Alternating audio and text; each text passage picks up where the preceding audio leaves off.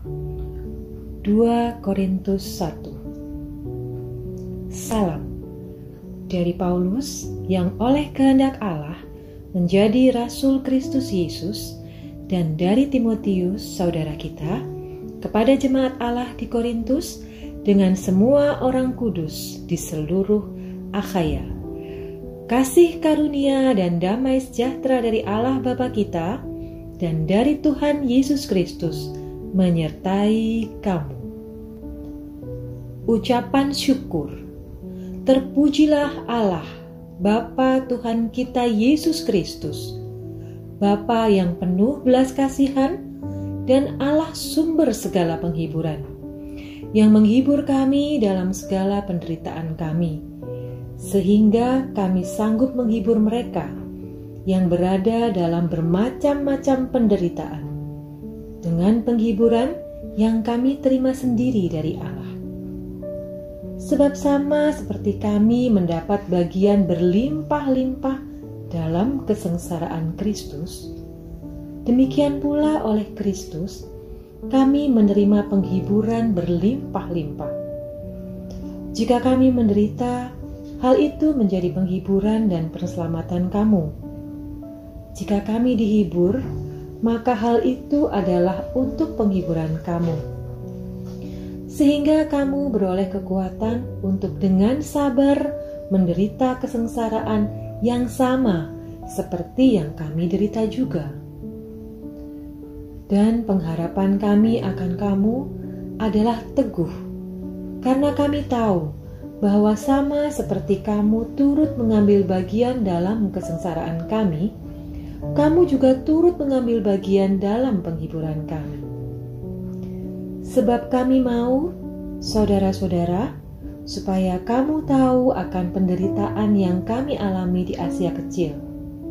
Beban yang ditanggungkan atas kami adalah begitu besar dan begitu berat, sehingga kami telah putus asa juga akan hidup kami. Bahkan kami merasa seolah-olah kami telah dijatuhi hukuman mati.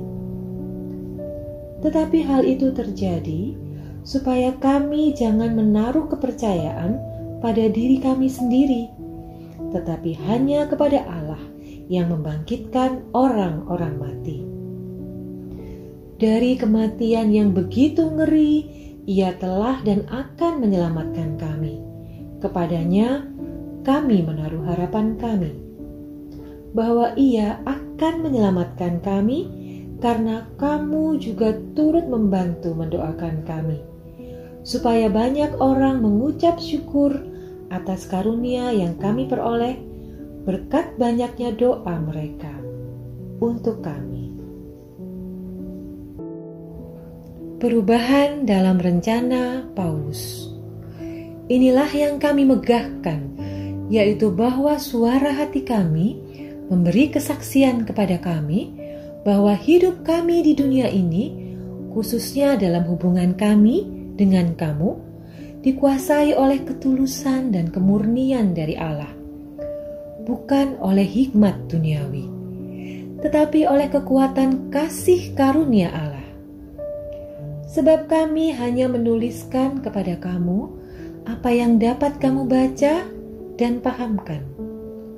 Dan aku harap mudah-mudahan kamu akan memahaminya sepenuhnya, seperti yang telah kamu pahamkan sebagiannya dari kami, yaitu bahwa pada hari Tuhan Yesus kamu akan bermegah atas kami, seperti kami juga akan bermegah atas kamu. Berdasarkan keyakinan ini, aku pernah merencanakan untuk mengunjungi kamu dahulu, supaya kamu boleh menerima kasih karunia untuk kedua kalinya. Kemudian aku mau meneruskan perjalananku ke Makedonia, lalu dari Makedonia kembali lagi kepada kamu, supaya kamu menolong aku dalam perjalananku ke Yudea. Jadi, adakah aku bertindak serampangan dalam merencanakan hal ini? Atau adakah aku membuat rencanaku itu menurut keinginanku sendiri, sehingga kepadaku serentak terdapat ya dan tidak? Demi Allah yang setia, janji kami kepada kamu bukanlah serentak ya dan tidak. Karena Yesus Kristus, Anak Allah, yang telah kami beritakan di tengah-tengah kamu, yaitu olehku dan oleh Silwanus dan Timotius, bukanlah ya dan tidak, tetapi sebaliknya, di dalam Dia hanya ada ya. Sebab Kristus adalah ya bagi semua janji Allah. Itulah sebabnya oleh Dia kita mengatakan amin untuk memuliakan Allah. Sebab Dia yang telah meneguhkan kami bersama-sama dengan kamu di dalam Kristus adalah Allah yang telah mengurapi, memeteraikan tanda miliknya atas kita, dan yang memberikan Roh Kudus di dalam hati kita sebagai jaminan dari semua yang telah disediakan untuk kita. Tetapi aku memanggil Allah sebagai saksiku.